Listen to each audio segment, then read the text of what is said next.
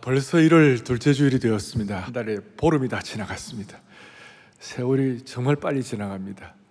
암예배 때 찬송을 하는데 주여 나를 도우사 세월 허송한고서 어두운 세상 지날 때 햇빛 되게 하옵소서. 암예배는 좀 연세 드신 분들이 많이 계시잖아요. 근데 그분들이 너무나 진지하게 주여 나를 도우사 세월 허송한고서 어두운 세상 지날 때 햇빛 되고 눈물을 흘리면서 부르시는 거예요. 제가 그걸 보면서 가슴이 정말 너무 뭉클하고 어떻게 보면 미어지는 것 같았어요. 사랑하는 여러분들이요, 우리는 살아도 주를 위하여 살고 죽어도 주를 위하여 죽는 줄로 믿습니다. 그런 의미에서 오늘 이 한 해 동안 한 해 살아도 주를 위해 살고 죽어도 주를 위해 죽고 어두운 세상 지날 때 햇빛 든 은혜를 주시기를 바랍니다. 그래 되려면 오늘 과연 우리가 빛으로 살 수 있는가, 이 내용은 어떻게 보면 좀 내가 과연 그래 되나, 오늘 설교 제목에 내가 과연 될까, 어떻게 보면 한계도 느낄 수 있고 또 거리감도 느낄 수 있겠지만 오늘 이 말씀을 여러분들이 무장이 되셔야 되는 거예요. 저는 지금 오늘 본문을 요한일서 본문 1장 본문을 가지고 피의 복음과 또 기쁨의 복음과 오늘 빛의 복음을 얘기할 터인데, 우리 성도들은 다 예외가 없이 이 한 해 동안 강철 신발을 신고, 오늘 처음 오신 분들에게 무슨 말인지 잘 모르실 거예요. 강철 신발을 신고, 그 다음 뭐예요? 기쁨의 면류관, 기쁨의 모자를 쓰고 오늘은 빛의 갑옷을 입고 살아가야 되는 것이, 이 한 해 동안 우리가 어떻게 되느냐면 전신갑주를 입고, 사랑의 교회판, 한국 교회판 전신갑주를 입고, 다시 한번 무슨 신발을 신고요? 그 다음에 뭘 쓰고요? 기쁨의 모자를 쓴다고 그러면서 그 다음에 뭘 어떻게 해요? 빛의 갑옷을 입고 하나님 나라의 전신갑주를 입고 이 한 해를 뚜벅뚜벅 걸어갈 수 있도록 은혜 주시기를 바랍니다. 그리고 나는 과연 빛으로 살 수 있겠나라는 설교 제목 앞에 한계를 느끼는 분들은 오늘 말씀 앞에 바짝 다가앉기를 소망합니다. 오늘 5절이 이렇게 되어 있습니다. 5절에 뭐라고 나와 있느냐? 우리가 그에게서 듣고 너에게 전하는 소식은 이것이니 곧 하나님은 뭐예요? 빛이시라. 하나님은 다시 한번 뭐라고요? 빛이시라. 순서를 바꾸면 안 됩니다. 빛이 하나님이시다가 아니고 하나님이 빛이시다. 만약 빛이 하나님이시라면 이집트의 태양신을 믿든지 아니면 떠오르는 태양을 향하여 두 손을 들고 아침에 향을 피우는 인디언들이 우리보다 더 하나님을 더 잘 경배할 것입니다. 근데 중요한 것은 빛이 하나님이 아니라 하나님이 빛이시다, 이 개념을 제대로 이해해야 되는 거예요.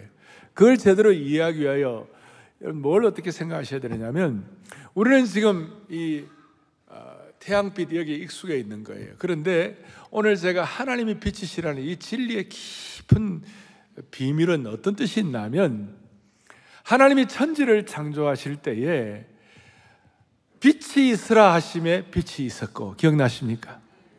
또 말씀으로 빛을 창조하셨는데, 그 하나님의 빛은 우리가 흔히들 지금 생각하는 일월성신, 여러분 태양의 빛은 하나님이 언제 창조하셨죠? 며칠째? 4일째. 4일째라고 하신 분 은혜 받으시기 바랍니다. 4일째. 그러니까 우리가 생각하는 보통 이 빛의 개념을 완전히 뛰어넘는 것이에요. 사도 바울이 사도행전 9장에 보면 예수 믿는 사람들 그때 변화되기 전에 추기를 갈 때에 다마스커스로 가다가 마상에서 떨어져 버렸어요. 떨어졌을 때 하늘에 있는 정오의 태양빛 정도가 아니라 특별한 하늘의 빛이 비춰졌어요. 그럴 때 사울이 바울 될 수가 있었던 것입니다. 오늘 우리가 하나님이 뭐예요? 빛이시라. 여기에 대해 여러분 눈을 떼요. 여기에 대해서 이걸 깨닫고 사도 바울은 고린도후서 4장 6절에 놀라운 말씀을 같이 보겠습니다. 어두운 데에 빛이 비치라 말씀하셨던 그 하나님께서 예수 그리스도의 얼굴에 있는 하나님의 영광을 아는 빛을 우리 마음에 비추셨느니라. 아멘. 놀라운 진리의 빛.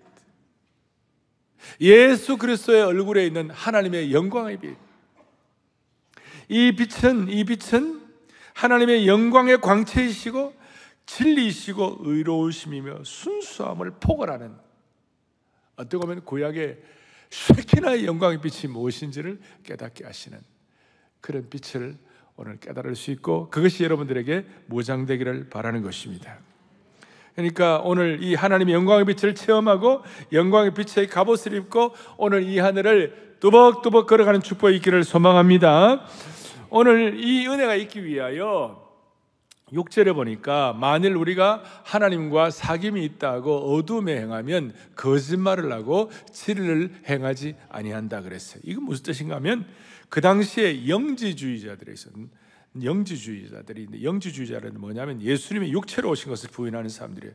육은 원래 부정하고 악한 것이기 때문에 그냥 영적으로 뭐 하나 깨달으면 인생을 마음대로 살아도 된다. 그런데 이런 상황에 있는 사람들을 보고 하나님과 사귐이 있다고 사실은 거짓말하는 것이다. 그런데 우리는 빛 가운데 가고 이 진리의 빛에 대한 눈을 뜨고 진실로 하나님과의 교제 수준에 들어가면, 제가 말씀드렸죠, 하나님의 교제에 들어가면 하나님의 가장 고귀하고 소중한 것들을 우리에게 부어주신다고 말씀하셨어요. 그러면 우선 오늘 이 빛의 진리에 관해서 하나님이 우리에게 주시는, 하나님과의 교제권 안에 들어간 사람, 진리의 빛 가운데 가는 사람들에게 주시는 몇 가지 축복이 있어요. 그걸 먼저 우리가 알고 우리가 적용하면 될 것 같은데, 첫 번째는 5절에 보니까 다시 한번 그에게는 어둠이 조금도 뭐예요? 없으시다. 이 놀라운 하나님의 영광의 빛, 거기에는 어둠이 조금도 없으시다. 무슨 뜻인가 하면 우리가 일반적으로 이 영광스러운 하나님의 빛에 대한 눈을 뜰 뿐만 아니라 세상적인 빛에 대해서 조금 우리가 서로 비교를 하면 도움이 될 터인데, 여러분 이 하나님의 진리의 빛 가운데 가면 모든 위험을 피할 수 있는 줄로 믿으셔야 되는 것입니다. 첫 번째, 첫째, 빛은 위험을 피하게 해주시는 것이에요. 여러분 여기에 그에게 어둠이 조금 더 없다고 그랬는데, 이 어둠이란 방향이 없는 상태를 말하는 것이고, 사람들은 빛의 복음이 없으면 방향 감각이 사라지는 것이죠. 빛의 복음이 있으면 방향 감각을 회복해서 바로 갈 수 있는 것입니다. 그래서 우리는 빛의 복음, 방향 감각이 있을 때 우리 앞에 있는 웅덩이와 구덩이에 빠지는 것을 면할 수가 있는 것이에요. 제가 이 중학교 다닐 때 그 자전거를 열심히 탔는데, 자전거를 타고 가는데 제가 어떤 농촌의 그 언덕 그 옆에 있는 길, 신장로 길, 제법 넓은 길이었어요. 밤에도 제가 뭐 걸어 다니는데 이상이 없고, 그래서 자전거를 타고 가는데 나는 이제 뭐 어두운 데서도 내가 자전거 충분히 탈 수 있다 생각하고 자전거 타고 가다가 그대로 그냥 막 도랑에다 빠져버렸어요. 그냥 확 처박혔는데 얼마나 아픈지.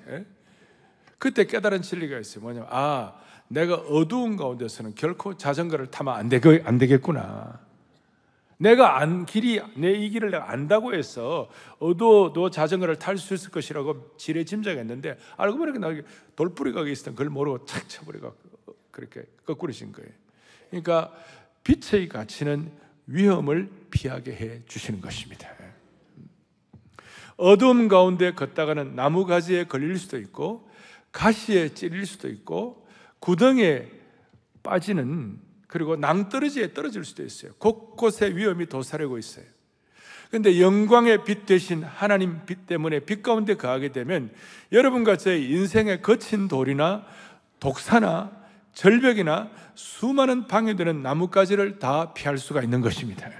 영광스러운 빛을 통하여 우리 앞에 예기치 않게 버티고 있는 삶의 가시나 돌멩이나 절벽이나 거친 곳이나 독사를 다 피하는 이 한 해가 되기를 바라는 것이에요.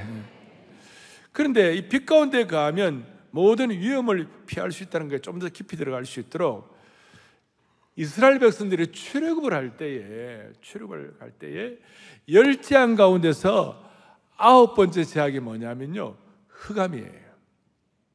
애굽 땅에 어둠과 흑암이 며칠 동안 임했냐면 3일 동안 아주 그냥 그 완벽한 암흑이었어요. 3일 동안 완전히 아무것도 보이지 않고 아무것도 할 수 없는 완벽한 암흑이 되어가지고 모든 것이 중단되었어요. 만약 저와 여러분의 삶에 3일 동안 전기도 안 들어오고 인터넷도 못하고 모든 것이 깜깜하다면 여러분 이것보다 더 위험한 것이 어디 있겠어요? 신약에서 요한계시록 16장에 보니까 하나님께서 종말론적인 심판, 대환란을 내리실 때에 천사들이 진노와 심판의 7 대접을 쏟는데 5번째 대접을 쏟으니까 온 천지가 어두워져 버렸어요. 계시록 16장 10절에 보니까 5번째 대접, 5번째 천사가 그 대접을 짐승의 왕자에 쏟으니, 이게 이제 진노의 대접인데 그 다음에 뭐라고 되어 있어요? 다 같이요. 그 나라가 곧 어떻게 됐어요? 어두워지며 사람들이 아파서 자기 혀를 깨물었다. 참된 빛이 없으니까 너무나 고통스러워서 그 고통을 못 이기고 자기 혀를 깨무는 것이, 오늘날 흑암 가운데 있는 것처럼 수많은 영혼들이 겉으로는 멀쩡하지만 자기 혀를 깨무는 고통을 갖는 분들이 너무 많아요. 그리고 애굽 사람의 땅에는 완벽한 흑암이 임했는데 너무나 대조적으로 출애굽기 10장 23절에 바로 이어서 무슨 말씀이 나오느냐, 이렇게 나와 있어요. 다 같이요. 온 이스라엘 자손들이 거주하는 곳에는 뭐예요? 할렐루야. 이스라엘 백성들은 하나님의 영광의 속성을 조금이라도 체험할 수 있었어요. 그 빛 때문에. 굉장한 대조이죠. 하나는 완벽한 암흑이고 하나는 완벽한 빛이에요. 그걸 그 이스라엘 백성들 말고도 다른 여러 족속들이 그걸 보고 너무 놀라가지고 나중에 출애굽할 때에 이방 사람들이 많이 합류를 하게 됐어요. 이스라엘 민족들과 함께. 오늘 흑암 가운데서 너무 고통스러워 가지고 자기 혀를 깨무는 인생들이 저와 여러분, 우리 가운데 있는 이 예배의 영광과 말씀의 빛과 쉐키나의 영광의 빛 대신 삶을 보고 예수님을 믿는 그런 역사가 일어나기를 간절히 바라는 것이에요. 그러니까 영광의 빛, 진리의 빛은 우리에게 뭘 피하게 해준다고요? 위험을 피하게 해준다. 그 두 번째, 다시 한번 5절에 그에게는 조금도 뭐가 없다고요? 어둠이 없다는 이 말은 이 진리의 빛이 왔을 때는 어둠을 드러내는 거예요. 빛 가운데 가면 모든 어두운 것이 드러나게 되는 거예요. 오늘 어둠이 조금도 없다는 말을 다른 말로 하면 그 빛 자체이신 예수님이 계시면 어둠이 다 드러난다, 그 뜻이에요. 다시요. 빛 자체이신 예수님이 계시면 그 다음에 뭐예요? 어둠이 다 드러나. 어둠이 다 드러나. 아니 그 빛이 어둠을 다 드러내 버려요. 어둠은 가리우지만 빛은 드러내는 거예요. 빛은 우리의 삶과 연결될 때에 빛은 우리의 현실을 정확하게 볼 수 있도록 만드는 거예요. 뭐 젊은들 용어로 현실 자각 타임을 갖는 것이에요. 우리가 이 진리의 빛이 비추어지면 수수께끼 같은 인생이 다 풀리게 된다는 뜻이에요. 빛이 능력으로 나타나서 어둠을 드러내면 어둠에 있는 수많은 젊은이들이 뭘 깨닫는가 하면 내가 뭘 위해 살아야 하나? 내 인생의 가치는 어디에 있는가? 내 삶의 목적은 무엇인가? 나는 왜 살아야 하나? 나는 내 인생을 어떻게 이해하고 내 삶을 어떻게 다스려야 하는가? 이런 깊은 질문 가운데서 어두워가지고 깨닫지 못한 사람들이 수많은 난세 가운데 그거 다 드러나니까 빛을 발견하게 되는 줄로 믿습니다. 다른 말로 하면 더 이상 인생이 혼란스럽지가 않고 길이 분명해진다, 이 말이에요. 빛이 와서 어둠을 다 드러내는 거예요. 내 삶의 현실 자각을 하게 만드는 거예요. 그래서 여러분, 아까 사도행전 9장에 사도 바울이 거기에 마상에 떨어지고 자기가 받은 은혜를 사도행전 26장에서 왕과 총독 앞에서 자기가 이렇게 신앙 고백을 하고 자기가 간증을 하는데 바울이 뭐라고 얘기하느냐, 이런 내용이 나왔어요. 같이 읽어보겠습니다. 정오가 되어 길에서 보니 하늘로부터 해보다 더 밝은 빛이 나와 내 동행들을 비추는. 자, 하늘로부터 뭐보다 더 밝아요? 해보다 더 밝아요. 태양빛, 우리는 그 정도 익수가 있는데 그 정도가 아니라 진리의 강력한 빛이 바울에게 비춰지니까 자기와 동행들 비춰질 때에 그 다음에 이제 바울이 뭐라고 하냐, 주여, 주님은 누구십니까? Who are you? 진리 자체이신 주님에 대한 올바른 질문이 되고 그 다음에 What shall I do? 내가 뭐 어떻게 살아야 합니까? 주여 누시니까 주여 내가 무엇을 하리이까? 드러나게 되는 거예요. 드러나게 돼요. 우리가 살다 보면 어둠에 빠질 수가 있습니다. 하나님 앞에 부끄러운 일을 할 때도 있습니다. 그때 어떻게 할지 모를 때가 있습니다. 그럴 때 참된 영광의 빛, 진리의 빛을 제대로 발견하게 되면 그의 영혼이 회복되고 비참함이 해결되는 줄로 확신하는 것이에요. 내 영혼에 햇빛 비칠 때에 삶의 수많은 의문점들이 바울처럼 풀리게 되는 것입니다. 주의 은혜에 꽃이 피고 주의 영광의 광채를 내가 비춰질 때에 주님의 얼굴빛을 발견하게 되고 진리에 대한 눈을 뜨게 되는 것입니다. 그러니까 여러분, 오늘 한국 정치나 여러분들 개인적인 문제가 결국은 환경적인 것이 아니라, 문제는 밖에 있는 것이 아니라 오늘 이 진리의 빛 앞에 내가 어떻게 반응하느냐가 중요하다는 것이에요. 환경이나 남 탓으로 하면 안 되고 자신을 객관화시키고 자신의 문제를 직시해야 되는 거예요. 예를 들어서 결혼 생활에 자각이 어떻게 오는가? 여러분, 결혼에 대해서 세상에 온갖 세상 정보가, 수많은 정보들이 있습니다. 그리고 여러분, 지금 알고리즘 유튜브 하면 결혼에 대한 수많은 정보들이 물밀듯이 여러분들에게 막 들어올 것입니다. 오늘날 세상의 정보들은 자신을 합리화시키고 자기 나름대로 결혼 생활에 자기 하는 거에 대해서 그냥 그대로 그냥 무마시키고 이런 것들이 많아요. 그런데 진리의 빛이 들어오면 이것이 다 드러낸다고 그랬어요. 빛의 말씀, 진리의 말씀은 우리가 어떻게 결혼 생활을 해야 되는지에 대한 온전한 것을 드러내 주신 거예요. 그리고 진리의 빛을 통하여 우리의 현실 상황을 볼 때에 내가 이 결혼에 대한 견적이 나오도록 만들어 주시는 거예요. 자, 이럴 뜻입니다. 만약에 여러분이 남편이나 아내들, 여러분이 배우자가 아닌 사람과 사랑에 빠져가지고 내가 지금 결혼생활 10년, 20년, 30년 하는데 내 가정이 지루하고 희망이 없이 느껴진다면, 그것 때문에 여러분 조강지처를 버리고 새로운 사람과 새 출발을 해야 되겠다고 유혹에 빠진다면,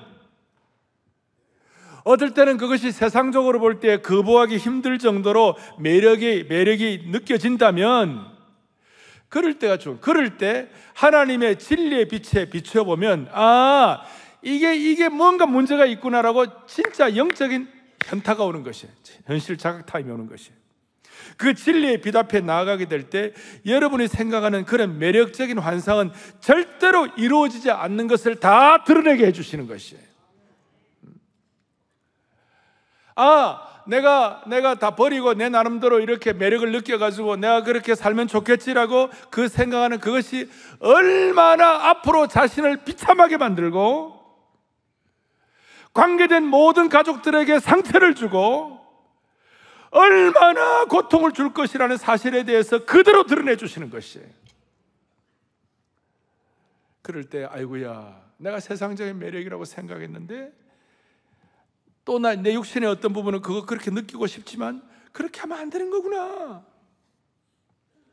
오늘 이런 드러내는 진리의 빛 앞에 여러분들 모두가 다 지혜로운 반응자가 되기를 바라는 것이에요. 지금 한참 매력적으로 느껴요. 그 매력이 아니에요. 나중에는 얼마나 그것이 독사가 되는지 몰라요. 진리의 빛은 복음의 핵심을 드러내고 그 중에서도 이 진리가 진짜인지 아닌지를 다 드러내게 되어 있는 거예요. 진짜 생명이 있느냐, 진짜 진리냐. 저희 미국 신학교 선배였던 존 맥카더 목사님은 이런 말씀을 했어요. 참 슬픈 일이 있다. 슬픈 일이 뭔가? 진리의 빛을 비춰보니까 죄송하지만 슬픈 일이 있다. 타 종교에는 구원이 없다. 진리의 빛을 비춰보니까 천하에 구원을 주실 만한 이름은 예수님밖에 없다. 그런데 타 종교의 구원이 없는 그 슬픈 것보다 더 슬픈 일이 있다. 더 비극이 있다. 그것은 교회 안에서도 진리의 빛에 눈을 뜨지 못한 채 소위 교회 안에 가라지들이 있다는 것입니다. 교회 안에 현대판 바리새인들, 심지어 영혼들의 교회 안에서 상처를 주고 교회 안에서 물어뜯는 늑대 같은 사람들이 있다. 6절 뒤에 있는 것처럼 거짓말을 하고 진리를 행치 않는 사람들,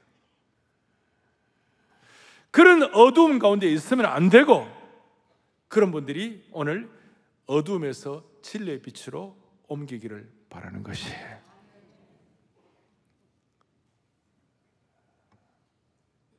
그래서 진리의 빛은 모든 어두움을 드러낼 뿐만 아니라 한 가지 더, 말라기 4장 2절에 보니까 내 이름을 경외하는 너희에게는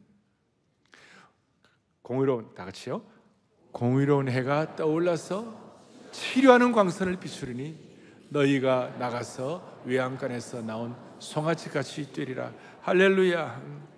진짜 이 빛이 어둠을 드러낼 뿐만 아니라 이 빛은 우리에게 치료하는 광선의 은혜를 베풀어 주시는 것이 치료하는 거예요.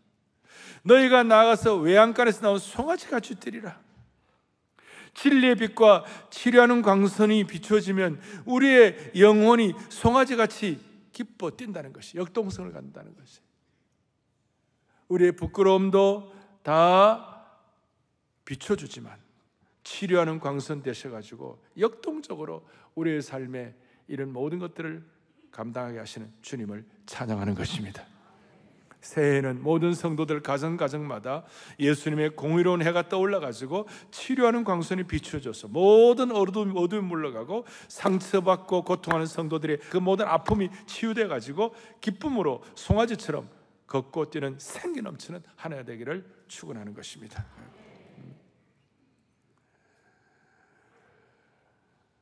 그런데 문제는 우리에게 이런 빛을 비춰주실 때 우리가 그 빛을 등지고 있으면 빛이 주는 축복을 누릴 수가 없습니다.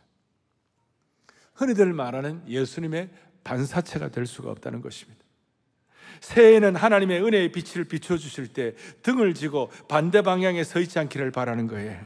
제발 은혜의 빛에 주류에 서시기를 바라는 것이, 아무리 은혜의 비가 내려도 그릇이 엎어져 있으면 한 방울의 담비도 그릇에 담기지를 못하는 것입니다. 아무리 빛을 비춰주셔도 창문을 꽁꽁 닫아 놓으면, 의심의 커튼으로 꽁또 내려놓으면 들어올 수가 없는 것입니다.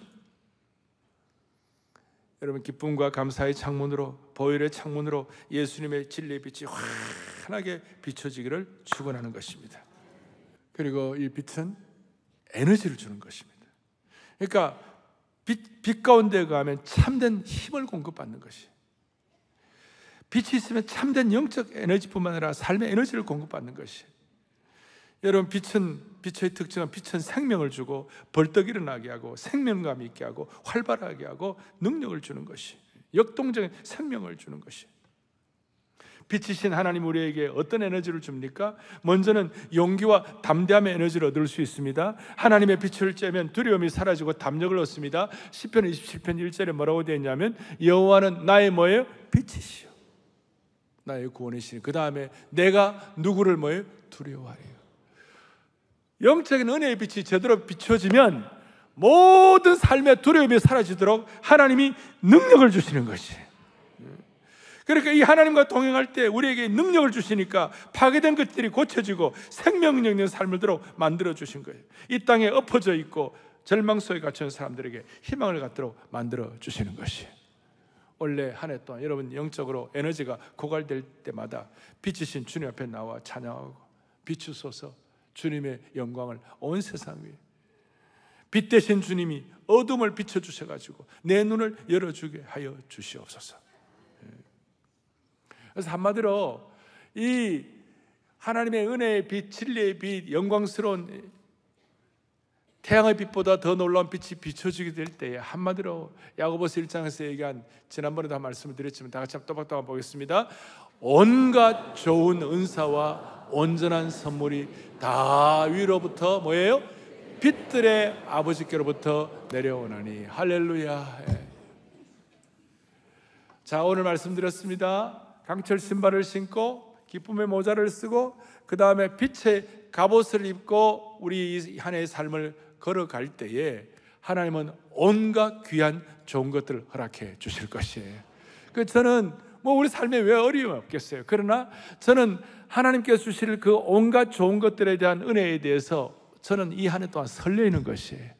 어떤 귀한 찬송을 주실까? 필요할 때마다 어떤 말씀을 주실까?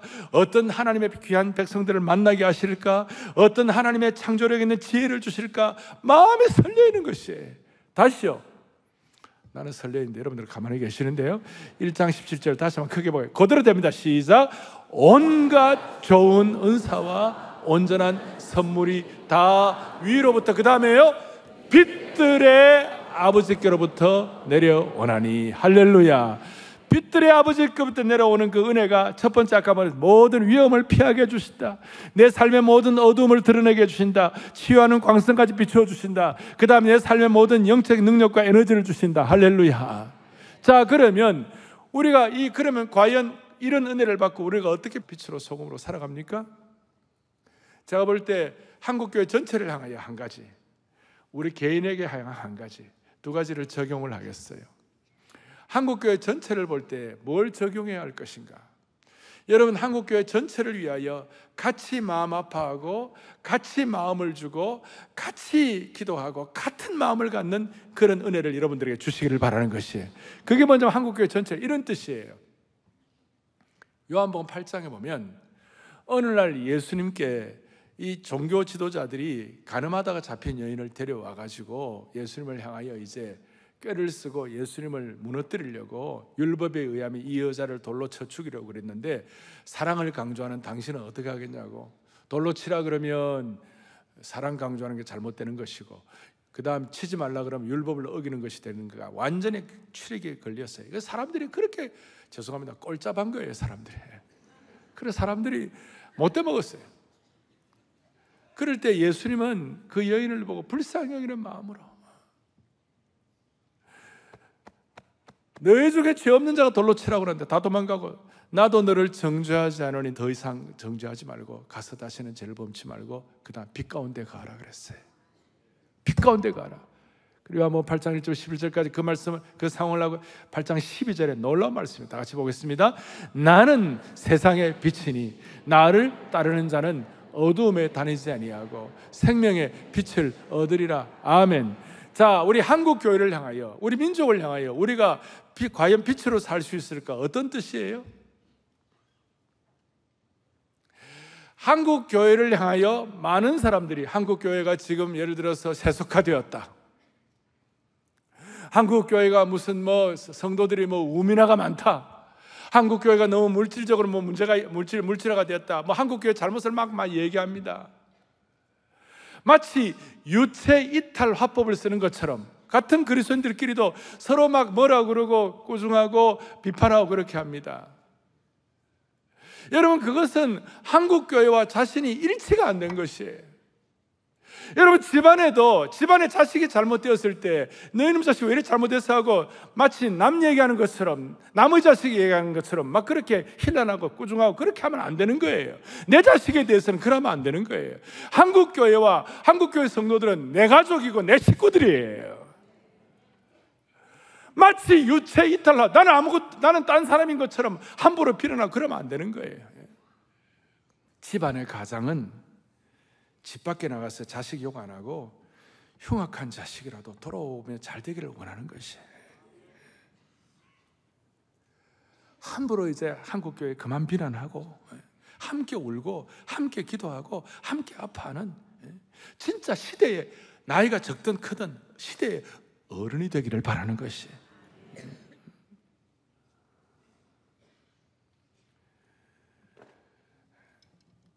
너무나 중요한 거예요.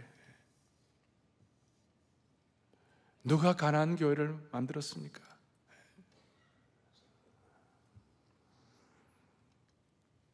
저는 이제 앞으로 한국교회 신학교에서도 선지적, 비판적 선지자만 그만 만들고 진짜 함께 울고 함께 아파하는 빛으로, 빛 가운데 거하는, 더는 심판자의 자리에 앉지 아니하고, 교회 제자훈련 사역을 할 때도 목자의 심정을 가르쳐주고 참 목자의 심정을 지는 그런 목자들을 키우는 축복을 허락해 주시기를 바라는 것이에요. 선대 옥하는 목사님도 염려하셨어요. 지식적으로 똑똑하면 잘못된 이상주의자를 많이 키울 수 있다고. 잘못된 이상주의자들의 특징은 뭡니까? 같은 마음에 싣고 같은 아픔이 없는 것이. 사랑하는 여러분, 어둠의 열매인 공로의식은 내려놓고, 어둠의 열매인 비판은 내려놓고 빛의 열매인 은혜의 의식으로 사는 축복이 있기를 바라는 것이, 어둠의 열매인 자기 똑똑함, 자아 실현을 내려놓고 빛의 열매인 자기 부인으로 사시는 축복이 있기를 바라는 것이, 한국교회 앞에 우리 모두가 다 같은 식구로서 코로나 기간 동안 우리 함께 울고 함께 웃는 우리 교회 신문이 있는데, 코로나 기간 동안 오프라인 신문은 우리가 지금 못 만들고 있는데 이제 곧 만들 거예요. 이제 함께 울고 같이 울면서 한국교회를 향하여 빛으로 소금으로 살아가는 축복을 주시기를 바라는 것이, 그 다음 더 중요한 것은 여러분 개인 자신이, 수많은 사람들이 세상을 변화시키는 게 아니고 이런 빛의 진리로 무장된 소수가 세상을 변화시키는데, 저는 청년 시절부터 저에게는 멘토들이 계셨고, 그리고 책을 통한 간접 멘토가 있었어요. 그 중에 한 분이 저에게는 영향을 크게 받은 조지 워싱턴 카버라는 흑인 과학자예요. 그분은 태어날 때 흑인으로, 그리고 얼마나 비참한지, 언제 태어난지도 모를, 자기 생일도 모르는 분이었어요. 그야말로 인생을 한탄할 만한 그런 상황이었지만 복음의 진리의 빛을 받아가지고 어두움이 물러가고 영적인 능력을 받아갖고 미국이 배출한 가장 위대한 과학자 중에 하나가 되었어요. 그의 연구로 세계가 축복을 받았어요. 그가 어느 날 하나님께 이런 기도를 했어요. 하나님 아버지, 창조주신 하나님께서 왜 세상을 만드셨습니까? 그러니까 하나님께서 뭐라고 하냐면, 야, 그런 건 너무 어려운 질문이다. 그 우주 만물을 너 지성으로만 아는 건 쉽지 않다. 그러니까 이 닥터 카버가 뭐라고 질문했냐, 하나님, 그러면 왜 사람을 만드셨습니까? 질문했어요. 그러니까 그것도 어려운 질문이다. 너희 지성이 쉽게 깨달을 수 있는 거 아니다.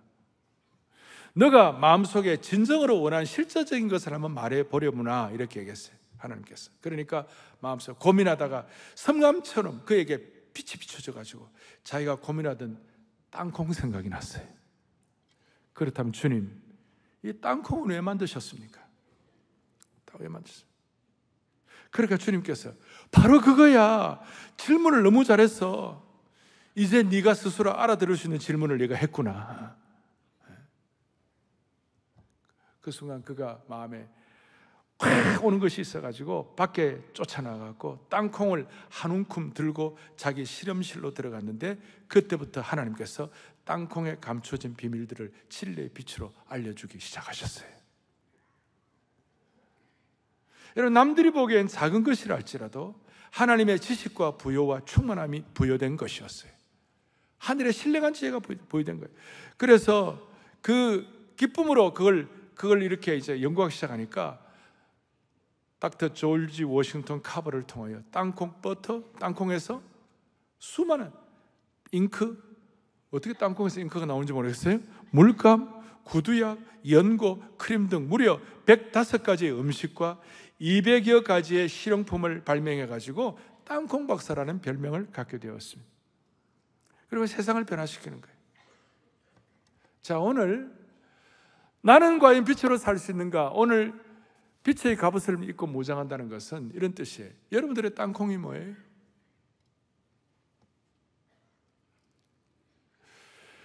주님의 진리의 빛으로 오늘 이 예배에 참석하신 여러분들의 땅콩을 비춰주시기를 바라는 것이, 그럴 때 이 한 해가 105가지, 200여 가지의 아름다운 결실로 채워지는 소중한 한 해가 될 것입니다. 남비는 하지 말고 같이 웃고 같이 울면서 내게 준 땅콩, 그것이 여러분들의 아내가 될 수 있고 자식이 될 수 있고 여러분의 사업터가 될 수 있고 가정예배가 될 수도 있고, 오늘 이 하나님 주신 진리의 빛으로 내게 주신 땅콩을 가지고 다른 어려운 것보다도 지금 내가 할 수 있는 그 진리의 빛을 받아갖고 하나님 역사하실 때 이 한 해를 여러분 정말 기대하면서 설레이며 살아갈 수 있도록 은혜 위에 은혜를 덧입혀 주시리라고 믿습니다. 그럴 때 우리가 할 수 없다고 생각하는, 세상 사람들이 볼 땐 대개 나는 2033 10년 뒤에 이 민족의 50%가 예수 믿도록 은혜 주시는 그 길도 진리의 빛으로 비춰 주실 것입니다. 할렐루야. 가슴에 손을 얹겠습니다. 하나님 아버지, 오늘 이 진리에 비치신 주님과의 깊은 교제 때문에 하늘의 모든 은혜들을 받아 누리게 하여 주시옵소서.